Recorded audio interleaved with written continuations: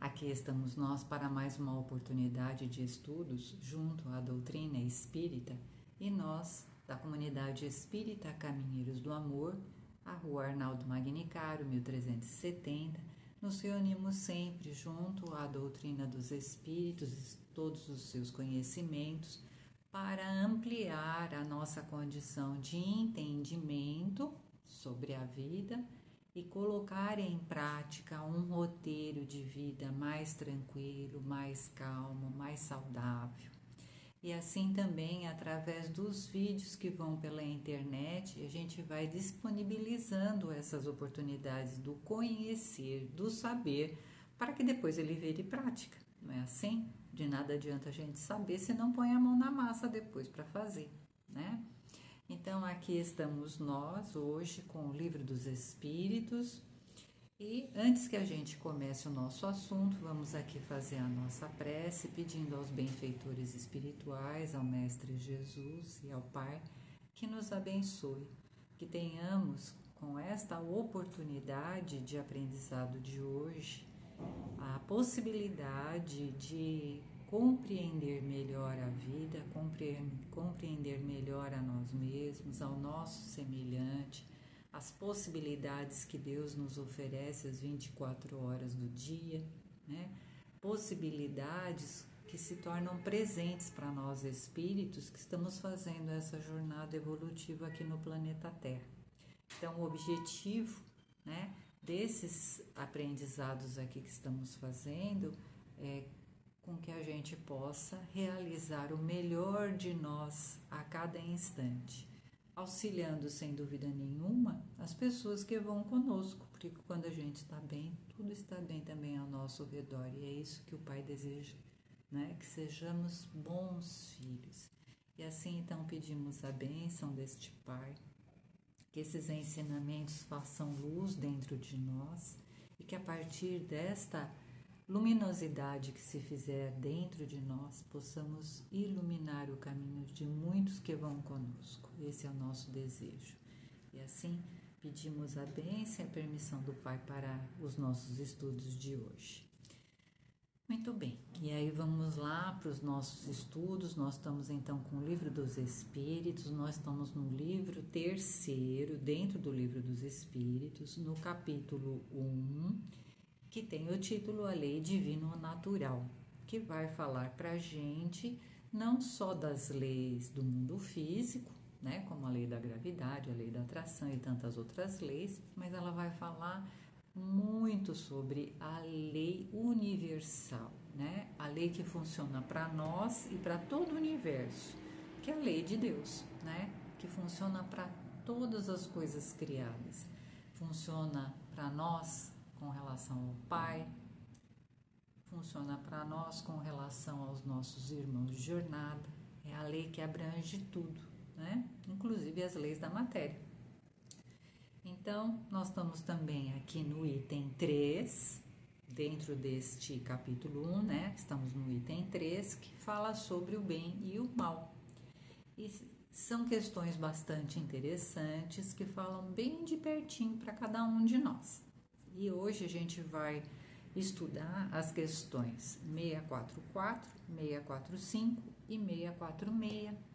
Então vamos lá, na 644, ver o que o Kardec pergunta lá para o plano espiritual e seguir a linha de raciocínio junto com ele.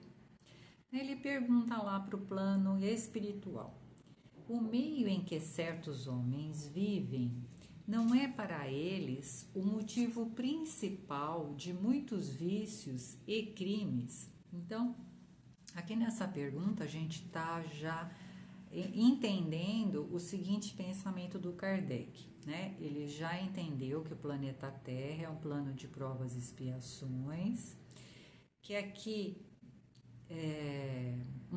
funciona, né? Uma grande escola ou um grande reformatório, né? Que para cá vem espíritos ainda num processo de aprendizado, por isso não são perfeitos. Ele sabe muito bem que aqui o mal ainda predomina sobre o bem, por conta exatamente da classificação né, do planeta de ser provas e expiações. Então, o que ele está falando lá para o plano espiritual? Ele está dizendo assim, bom, como aqui no planeta existem muitos espíritos que vivem em situações de muitas dificuldades, em locais onde há muito crime, há muito vício, né?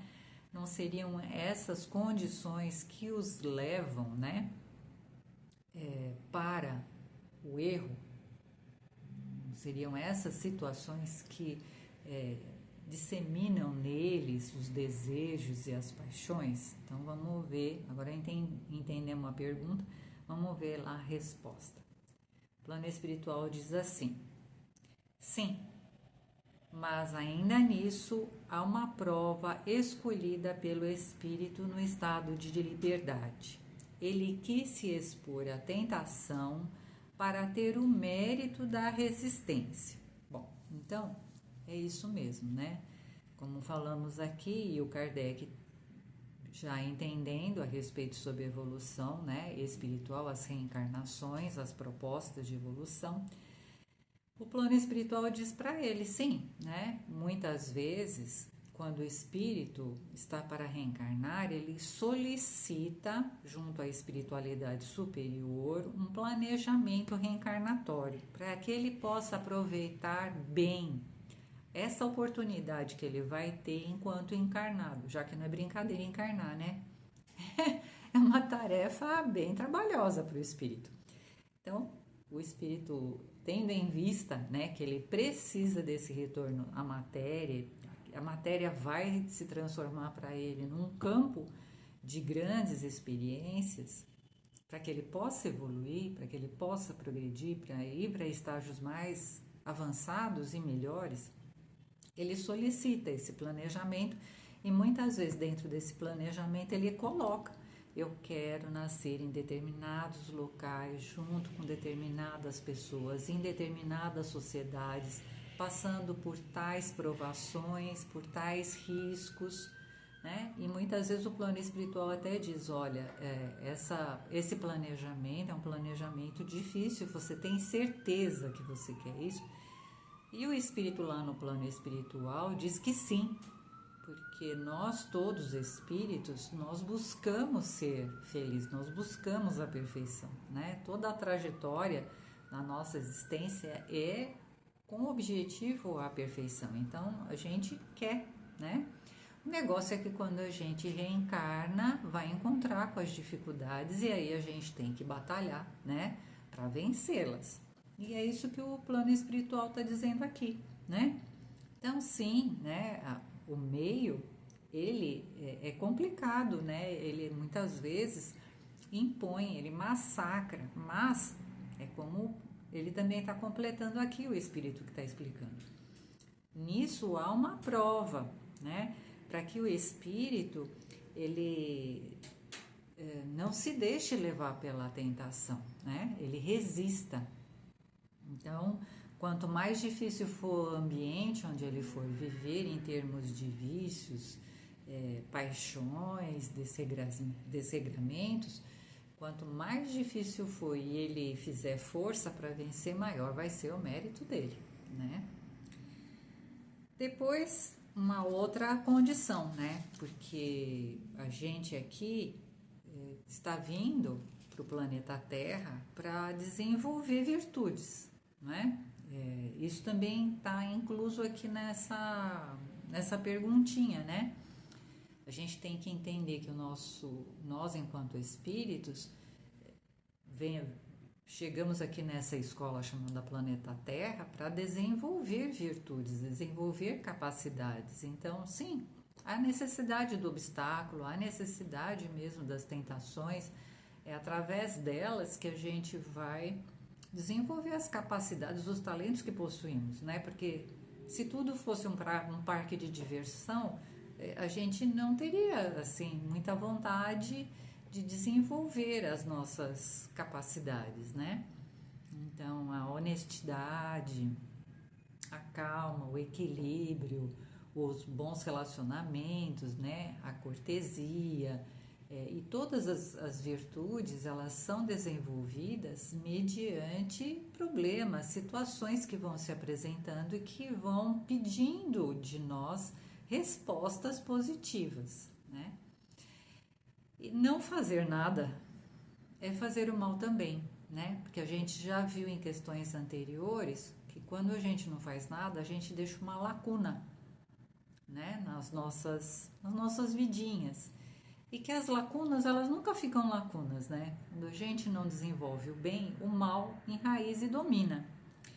Então, a gente precisa realmente acordar, despertar diante das dificuldades e com uma atitude positiva, buscar responder, né, de forma criativa e positiva para que a solução venha, né? Uma boa solução venha. Porque a gente tem dado sempre as mesmas respostas, né? Para soluções, para situações difíceis. E aí as coisas não andam. Então, cabe a nossa condição de espíritos, porque todos temos essa condição de superação, observar, né? O que é aquela dificuldade e buscar informação, buscar auxílio, né, quando não se sabe, para poder superar aquela dificuldade. Muito bem. Aí depois a outra questão, a 645. Quando o homem está mergulhado na atmosfera do vício, o mal não se torna para ele um arrastamento quase irresistível? O Kardec aqui está quase que voltando, né? Na questão anterior. É interessante observar como Kardec vai fazendo as perguntas, porque muitas vezes ele retoma perguntas, ele muda as palavras, mas tem quase que o mesmo sentido da pergunta anterior, né? O que ele está falando. É para dar mesmo um tom de firmeza, né? Para os espíritos estarem respondendo para a gente, para ficar bem claro que é daquele jeito, né? Então, falando de novo, né? 645.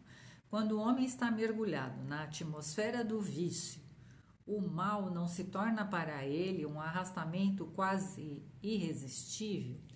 Então, a resposta lá do plano espiritual. Arrastamento, sim. Irresistível, não.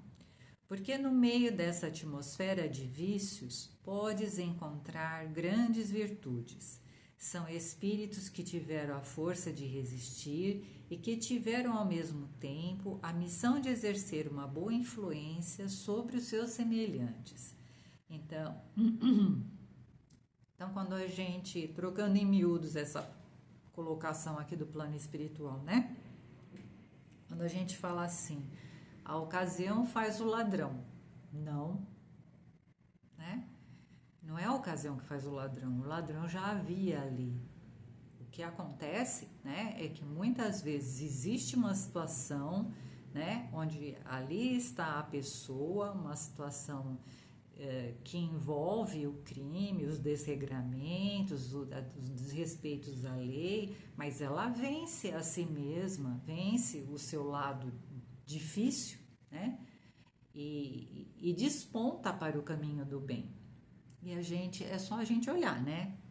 Não ser preconceituoso e olhar, porque tem muitas pessoas que vivem em situações de periculosidade mesmo, né? Situações difíceis, de grupos sociais complicados, e conseguem passar muito bem a vida, sem cometer crimes, sem cometer delitos, e ainda ajudar o outro, né? A sair daquela situação difícil onde se encontra. Então, a gente sabe de casos vários, né? E aqui eu vou citar um caso que eu conheci quando as minhas filhas estavam na escola, de uma menina e um menino, filhos de um casal que era drogado, infelizmente, né? Sempre tem isso, né? E essas crianças frequentavam a mesma escola, né? E a gente ficou sabendo do caso delas, os pais levavam tudo para a escola, mas depois, conforme foram crescendo e eles foram seguindo as duas crianças cresceram, se tornaram jovens, seguiram uma religião. E dentro desta religião que eles seguiram, eles conseguiram resgatar os pais da droga. Olha que bonitinho, né? Duas crianças, dois jovens, através da religião, né, do conhecimento que eles tinham de moral, inclusive enquanto espíritos, porque tem isso, né? A gente tem que pensar na nossa condição espiritual. A gente pode estar num meio difícil, como falou a pergunta anterior, mas ser um espírito que tem consciência de onde está, né? E assim eram com esses dois jovens. Eles estavam numa família difícil, tinham consciência da tarefa que tinham solicitado lá no plano espiritual e deram cumprimento à sua missão, resgataram os pais da droga. Muito lindo, e assim quantos casos não tem, né? A gente é que é preconceituoso quando a gente fala assim, filho de peixe, peixinho é. Não, nem pro bem nem pro mal, né? Quantas vezes a gente vê casais muito bacanas que têm uma condição de entendimento da moral, exercitam essa moral e, no entanto, os filhos não seguem para o mesmo caminho, né? São educados, tudo, né? Dentro dessa questão da moral, mas seguem caminhos diferentes. Das paixões, dos vícios, né? Da matéria. Então, não é o meio que determina, né? Ainda a gente achou aqui uma frase que reflete bem aquilo que o plano espiritual diz aqui. Não é a sociedade que determina o futuro das pessoas, são as pessoas que determinam o futuro das sociedades, né? Então a gente tem que tomar cuidado com as coisas que a gente pensa, né? Deixa eu ver se eu anotei mais alguma coisa aqui. Sim. E o plano espiritual eu também coloco o seguinte, né? Que muitas vezes espíritos mais adiantados ou em melhor situação moral nascem no meio de famílias difíceis, em situações difíceis, né? De moralidade, exatamente para exercer uma boa influência e ajudar aquele grupo a que ele pertence a evoluir, a crescer, a sair daquele estado moral de dificuldade, né? Da busca dos prazeres, da desonestidade, do crime. E funciona mais ou menos como um apoio pedagógico, né? Se a gente pudesse, como estamos falando que a Terra é uma escola, né? É isso mesmo. Então, neste olhar da escola, dentro do lar, tem sempre aquele que faz os outros subir um andarzinho, né? Através do bom exemplo, através da boa palavra, através da gentileza, através do companheirismo. Tem sempre um que vem ajudar. Então, a gente não pode, né, ter esse olhar rude para com as pessoas e para com a vida. Deus é Pai, né? Porque senão a gente não tem essa visão de Deus misericordioso. É necessário a gente pegar o entendimento da gente, limpar o nosso olhar para com a vida e ver as coisas bonitas que acontecem, não é? Depois a 646, que é a última. O Kardec pergunta lá para o plano espiritual.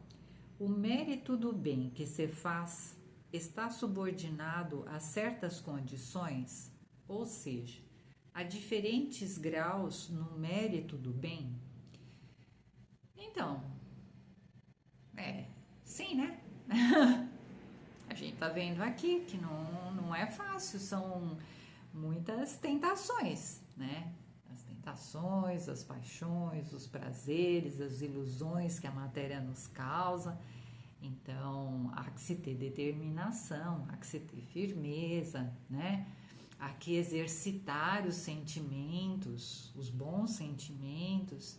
Então, lógico, né, que há mérito em fazer o bem. E quanto mais difícil for para se fazer o bem, né, para se exercitar o bem, quanto mais difícil for, como nós estamos vendo, né, que muitas situações são situações de risco para a pessoa e ela vai para o caminho do bem, né? Então, quanto mais ela se firmar no caminho do bem, diante dessas situações difíceis, mais mérito ela tem em realizar o trabalho dela, né? Em realizar a sua missão. E eles vão responder exatamente isso. O mérito do bem está na dificuldade.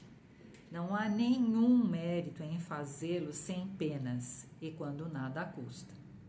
Deus leva mais em conta o pobre que reparte o seu único pedaço de pão que o rico que só dá do seu supérfluo. Jesus já o disse a propósito do óbolo da viúva. Então é isso mesmo a parábola, né?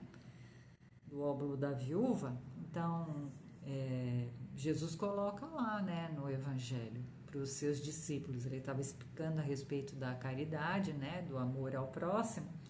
E ele fala, né, que ele estava perto lá do lugar onde as pessoas depositavam dinheiro para as pessoas necessitadas, e passa lá a viúva e coloca a moedinha que ela tinha para sobreviver, né?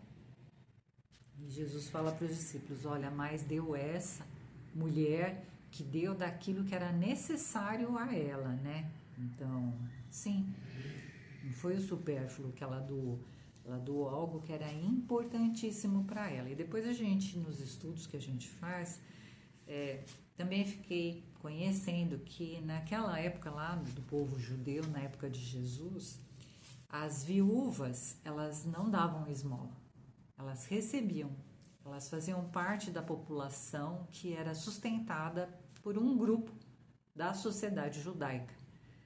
Ou seja, ela era uma assistida e soube assistir aos que também passavam por momentos difíceis como ela, né?